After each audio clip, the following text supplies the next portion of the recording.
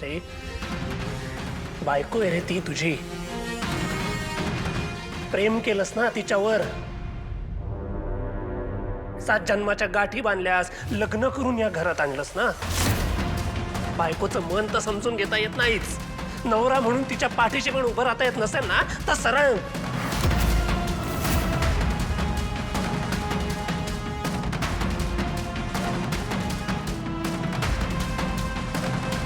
जाऊ दे.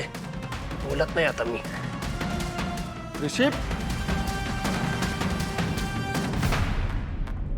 बघितलंयस ना किती शेफ हारलाय. बाबांनी जे आतापर्यंत त्याला सतत पाठीशी घातले ना त्याचे परिणाम आहेत हे. नयनतारा अगं काय हे? हा, अरे तुम्ही का उगाच त्या ऋषीला? सतीश, तुम्ही प्लीज काहीही बोलू नका. मी जे करते ना ते योग्यच आहे. मी माझ्या मुलांकरता नेहमी योग्य तोच डिसिजन घेते. And now please, I don't want this discussion again. अगं पण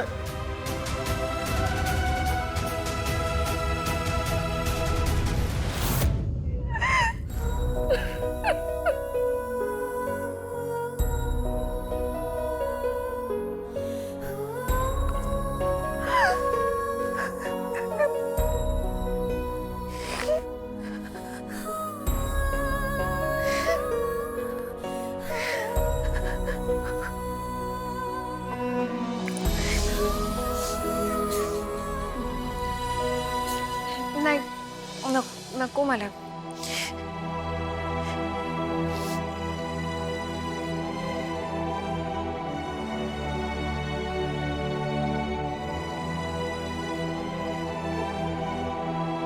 खरं तर तुमच्या घरात मला काय बी बोलायचा अधिकार नाही. पण तू मावशी म्हणतेस ना मला, मग मावशी या नात्यानं सांगतो. ऐकशील? अगं संसार म्हटला की भांडला भांड लागायचंच, आवाज व्हायचाच, वाद व्हायचंच. पण मग एकानं समजून घ्याय नको. आमचा आबा म्हणायचं, संसार म्हणजे गाडीची 2 चाकं. एक लडबडलं ना तरी दुसऱ्यानं समजून घ्यायचं, सांभाळायचं. एक आग झाला की दुसऱ्यानं लगेच पाणी व्हावं.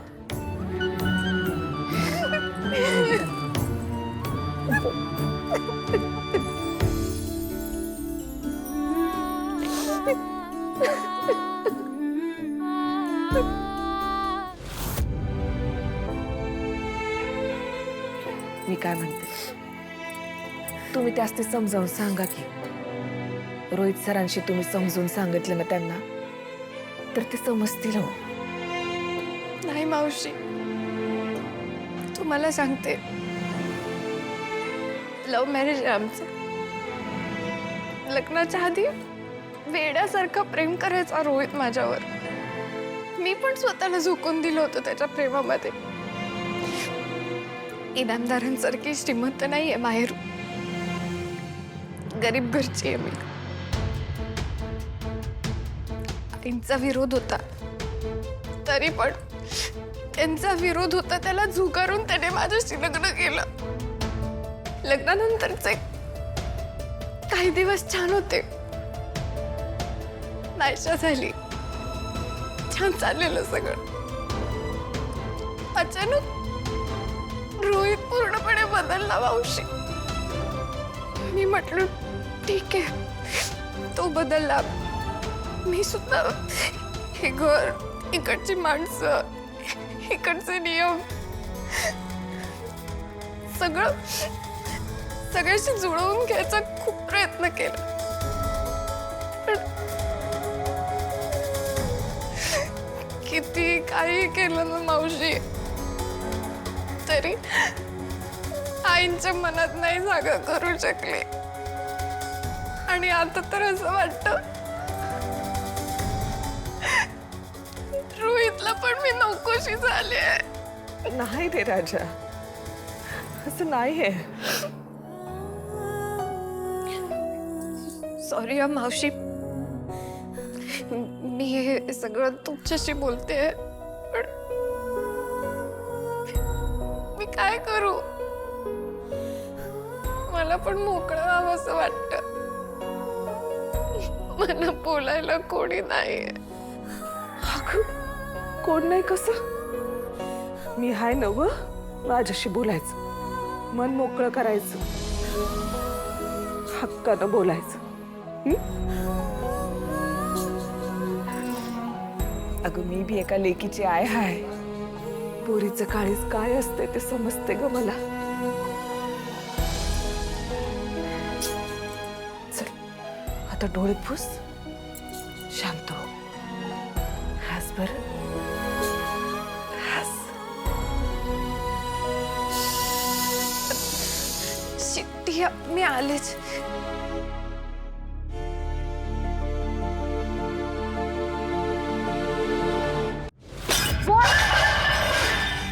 क्रिशने त्या गावच्या आपला सिलेक्ट केलं, ते पण इंटर कॉलेज डिबेट कॉम्पिटिशन साठी माझ्या ओव्हर.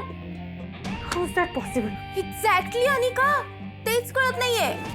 आय मीन तू इकडे असताना त्या गावच्या आपला चान्स मिळतोय. This is your insult Anika. ऋषीने डिरेक्ट तुझा इन्सल्ट केलाय. रिश वेट, मी तुलाच बोलायला येत होती. I want to talk to you right now. अभ्यासाबद्दल क्लासरूम मध्ये नाही, अभ्यासाबद्दल नाहीये. It's about the debate competition. तू माझ्यावर त्या कमळीचं नाव का दिलं डिबेट कॉम्पिटिशन मध्ये? कल्चरल कमिटीचा हेड मी आहे. कोणाला चूज करायचं आणि कोणाला नाही हे मी ठरवतो.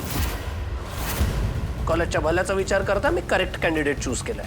रिश प्लीज, मला हे असं उत्तर देऊन ना गोल गोल फिरवू नकोस. I am asking you directly, so I want my answer directly. सांग तू माझ्यावर तिला का सिलेक्ट केलं? I need explanation right now. Rish, excuse मी तुला काय एक्सप्लेनेशन देऊ? माझ्या कामाचं एक्सप्लेनेशन मी माझ्या सिनियर्सना देतो, स्टुडंट्सना नाही.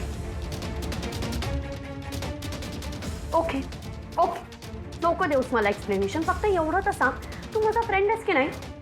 आणि काय तू माझा फ्रेंड आहेस की नाही तेवढं सांग. आहेस राईट? मग तू एक गोष्ट मला सांग, तू तुझी फ्रेंड असताना तू कमळीचं नाव का सतत पुढे पुढे करत असतोस? ओके, आय अग्री, तिने क्लासरूम मध्ये खूप चांगलं स्पीच दिलं, but that doesn't mean she is the best. Anika Mahajan is the goat. I am the best. मग तू माझं नाव का नाही दिलं? असं काय त्या कमळीमध्ये जे माझ्यात नाहीये? कुठल्या गोष्टीत ती माझ्यापेक्षा बेस्ट आहे हे सांग तू मला. You have a very poor memory Anika. हे मी तुला आधी सांगून झालंय, आता परत सांगतो. कमळी प्रत्येक बाबतीत तुझ्यापेक्षा बेस्ट आहे,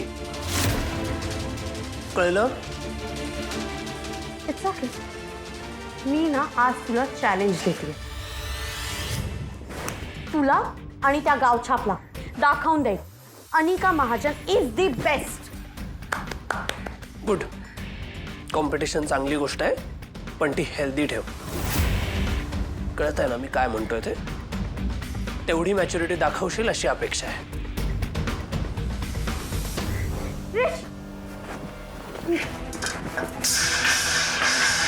अनिका, हे काय बोलून गेला तो आता तुला? अनिका, तुला कचऱ्यासारखं ट्रीट केलंय त्याने. एक्झॅक्टली, साधा भाव नाही दिला तुला. यार, या कमळीने चांगली जादू केलेली दिसतीये. अनिका, तुझ्या हातातून ना सगळं काढून घेतेय ती.